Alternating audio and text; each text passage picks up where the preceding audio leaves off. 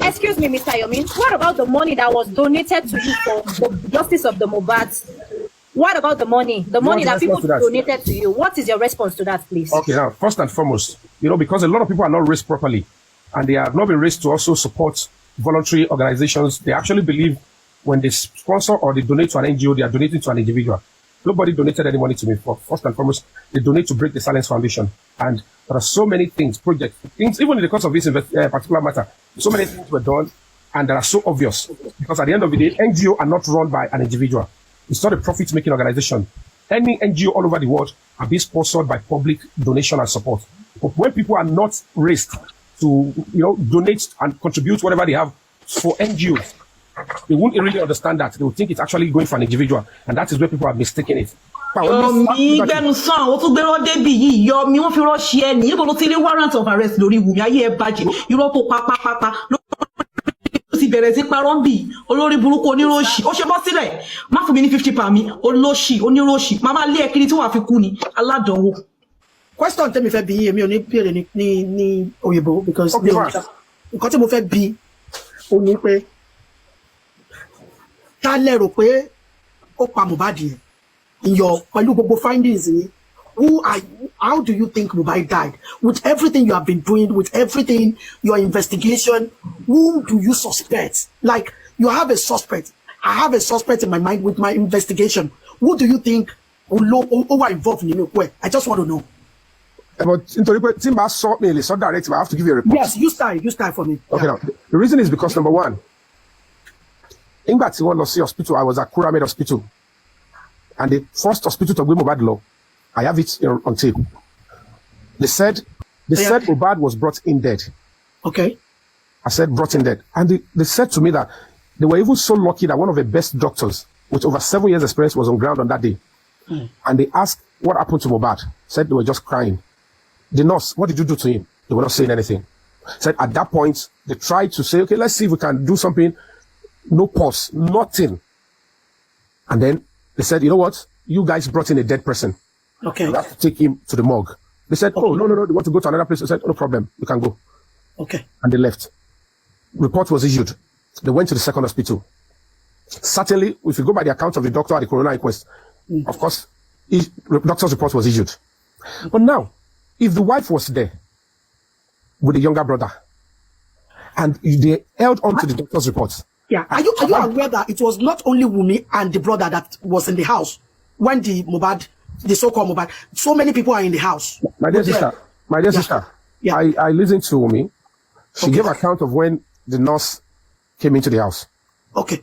The nurse never met Mohbad in her life. Kò rí Mohbad really a year. Kò treat Mohbad rí kò rí Mohbad rí. Okay. Láàrin ìṣẹ́jú tó sọ kó pàdé Mohbad yẹn. Náà ló ti gun ní àwọn abẹ́rẹ́ kan tó fẹ́ gun. Tẹ́mi ẹ̀dẹ̀ fi bọ́. Now, exactly, abẹ́rẹ́ ló gun tẹ́mi fi bọ́. And according to their story, I never said that. Okay. I'm telling you their story. That is the own report. Okay. Now, when they took the body back home, instead of to the mortuary, and the father said he got there, they took the body to the police station to obtain police reports. The right thing for anybody who is direct and plain. I asked, where was the nurse? How did the nurse? Nurse ti mi ò rí rí. Tó treat ọkọ ẹ̀ rí. Tí wọ́n gun ò rí rí. Tọkọ ẹ̀ dẹ̀ ní problem pẹ̀lú àwọn ọkọ tó ń lé káàkiri. Tó ti nà síbi nà sọ̀n. God bless you. His life is in danger. Suddenly, that same nurse came into the house. Then the next thing, on that day, Baba said he never saw the nurse. Who actually asked the nurse to leave that particular site? My dear sister, it's already enough. Now, they said they now took the same body to the police station. Police cannot issue reports. Who is your suspect? That is my question, my sister. You have to listen up to me. Who is actually the suspect? With your investigation, you are just victimizing a widow, Fabiyi. Please, you are victimizing a widow. That's what you're doing. Ẹ ṣàlàyé fún àwọn tó ń lo language victimization of video. Just let him land. Tó bá ti di criminal case, tí ọkọ àbí ìyàwó bá kú sí around ìyàwó àbọ̀kọ. That bá ti kú in a very circumstantial stuff. It is homicide. They are treating the case. But she has been investigated several times. So what are you looking for? What are you looking for? You are just a wicked man, victimizing the lady. please. The question, Mr. Yomi Fabiyi, the question Oduabe asked you is, who is the suspect? Who do you think? Who do you think is the suspect? Please. I did not ask anyone. I just want Yomi to answer. Oduabe, please. Investigation is not yet completed.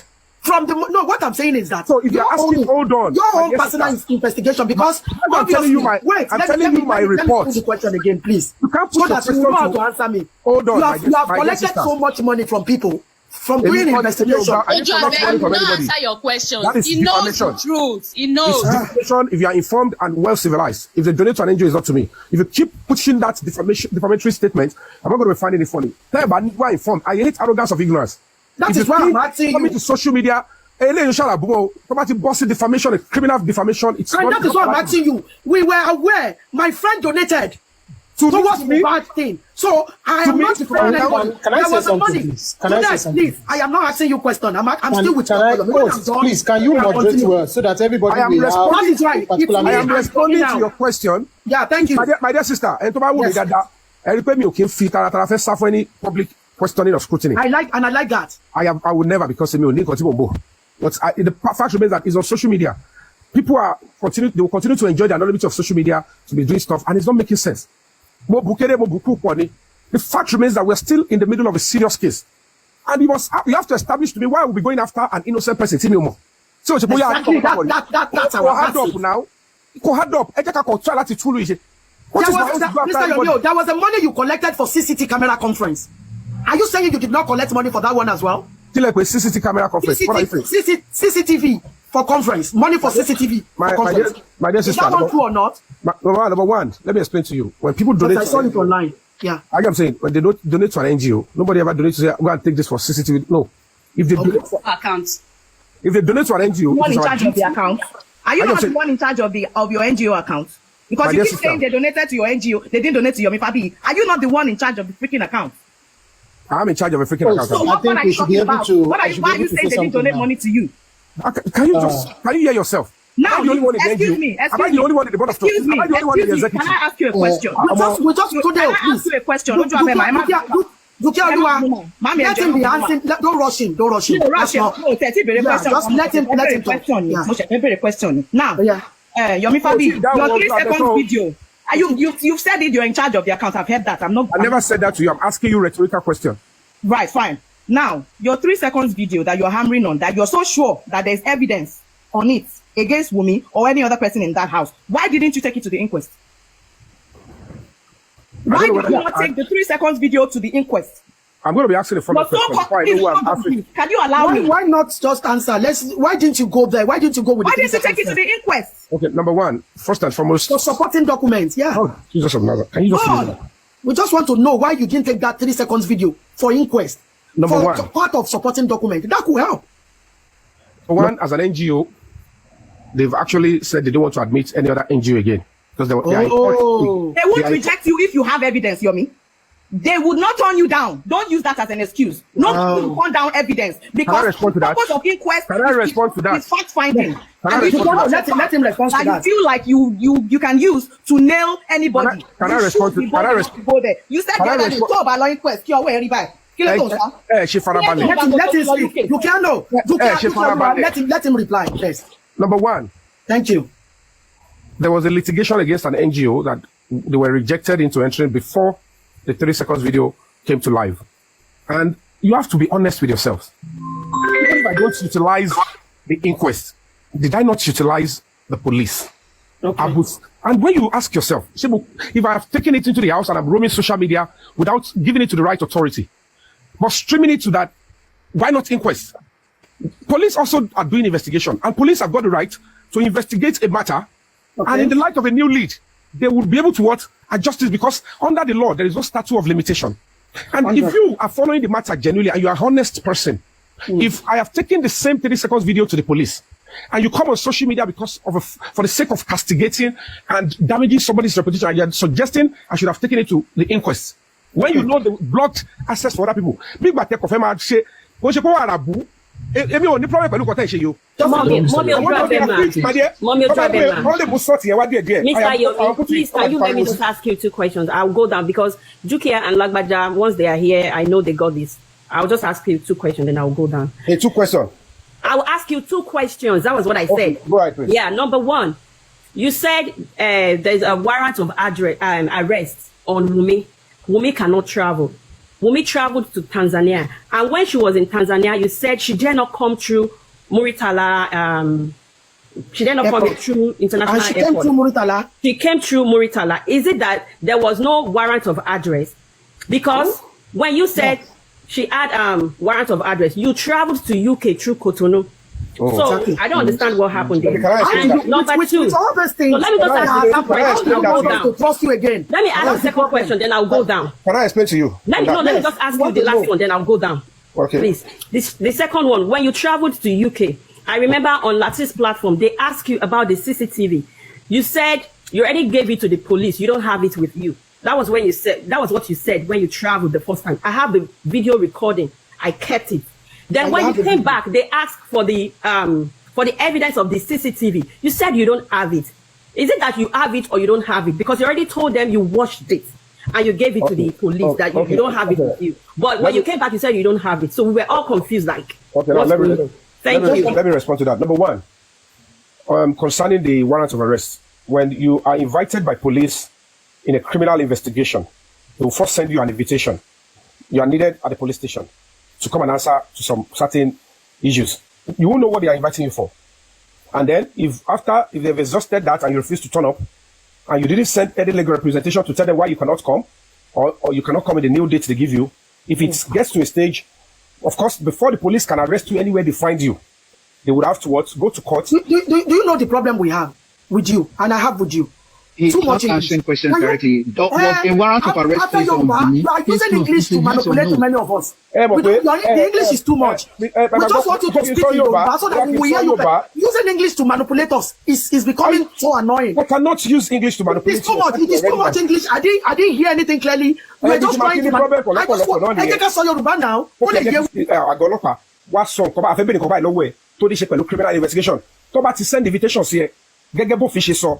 Tó bá ti pè lẹ́kìnní ẹ̀ péjì, tó bá di pé ó wá ń sá ó wá, tó rí pé ó dẹ̀ fẹ́ ràn ìwádìí ẹ̀ lọ́wọ́, òfin sọ pé kí ọlọ́pàá kó tó lè arrest ẹ anywhere, káwọn fẹ́ mú ẹ níbi tó bá ti rí ẹ lórílẹ̀‐èdè Nàìjíríà yìí, wọ́n gbọ́dọ̀ lọ sílé ẹjọ́ torí pé ọlọ́pàá ò lè issue warrant of arrest, only the court can issue it.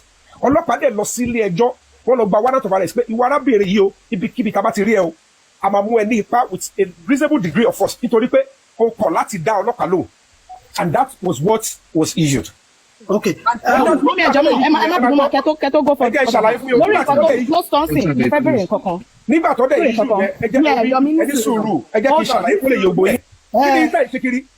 Ẹ jẹ́ kó sọ̀rọ̀. Alẹ́ mi ò lórúkọ tẹ́lẹ̀ bàjẹ́. Mr. Yomi, go ahead. So when that happened, lawyer bẹ̀rẹ̀ sí wá, and the lawyer began to write to the AIG, and he was trying to put up a lot of legal stuff that ìhun àgbọ̀ pé kọ́ba ìlẹ̀fẹ́ pé client wá fún ọ̀sọ̀ oríṣiríṣi, and like you know what, you need to present her. Wọ́n dẹ̀ ní kéèsì tẹ́ ń sọ yìí, ẹ má pè client wa ọ̀tí tẹ́ bá ní new evidence, ẹ fẹ́ press ẹ fẹ́ ṣe bákan ni. And the AIG said, okay, don't worry, kò sí wàhálà. When we are ready, we'll get back to you. And investigation needs to go on. Let's get Adura, because lórí 3 seconds video, èdè tọ́jà ìṣe fẹ́ pè tọ́fi kó wá ní pé nínú 3 seconds video yẹn, Adura sọ ń bẹ̀, ń tàdúrà sọ ni àwọn ọlọ́pàá ṣiṣẹ́ lórí mi, èmi kọ́ máa lù àdéwọ́ lọ́wọ́. Àwọn ọlọ́pàá invitation wọn sí Wùmí. Ẹ lè ever sọ pé Wùmí kó bọ́tà sọ pé àbí lọ́ọ̀yà sọ pé wọn ò fún Wùmí ní invitation, àbí wọn pé àwọn lọ́ọ̀yà pé a warrant of arrest is available. Gbogbo ìtẹ́yìn sọ yìí, ọ̀ ever deny mi rí. Tọ́ba yẹ pé mo parọ́ mọ́ ni, it's defamation to lie that there is warrant of arrest on her. Kò ever argue ẹ̀ ọ̀ ní ever pè mí lẹ́jọ́ lórí ẹ̀. Ọ̀dà bóò ní Mr. Yomi o, bóò lẹsẹ̀ jẹ́ kí àwọn àṣàṣà ẹ máa gbọ́ pẹ̀tẹ̀ ẹ̀jẹ̀ kí bóò lẹsẹ̀ jẹ́ kí àwọn ẹni sùúrù lágbájá sẹ́wọ̀n fáyé ilẹ̀ ṣe ẹni ìfẹ́ bí ní question èyí tẹ́ ẹjọ́ ṣe justice àwọn èèyàn mò ń sọ̀rọ̀ on behalf of àwa tá a bá yín ṣe justice tá a rí ń tẹ́ ìṣe ni. Bóò lẹsẹ̀ fẹ́ ká tó ọ̀sìn yín ní ìsìn nígbà tí gbogbo ilé ìtẹ̀sí ààrí láríta rẹ̀ ààrẹ èèyàn tí wọ́n ló pààyàn àwọn ẹni tẹ́ ló pààyàn ààrí evidence kó pààyàn ẹni tí àwọn èèyàn yín ni wọ́n pa kò sí evidence kankan 3 seconds yẹn gẹ́gẹ́ gbé lọ sí inquest. Bó o lẹsẹ fẹ́ ká tó wá máa trust yín lé lórí láti máa believe gbogbo tẹ́ bá sọ báyìí ẹ ti dá mi lóhùn kálẹ̀ mà bá ṣe fẹ́ fọjà yẹn. Lákọ̀ọ́kọ́ náà, the only thing I will ask you to do is ebi o bèrè trust. I will ask you to be patient. And nítorí pé ìlú tẹ wáyé gan, wọ́n ti ṣe investigation pé wọ́n pa èèyàn 45 years rí.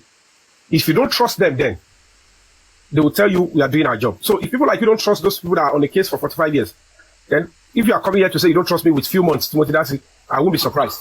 Okay. So tí máa kọ̀rọ̀ yín ni pé tí ẹ bá ti lè ṣe ohun táwọn ṣe tó bá jẹ́ pé ẹ kàn ń retí bóyá kẹ́kọ̀ọ́ condemn àbí kẹ́ correct àbí kẹ́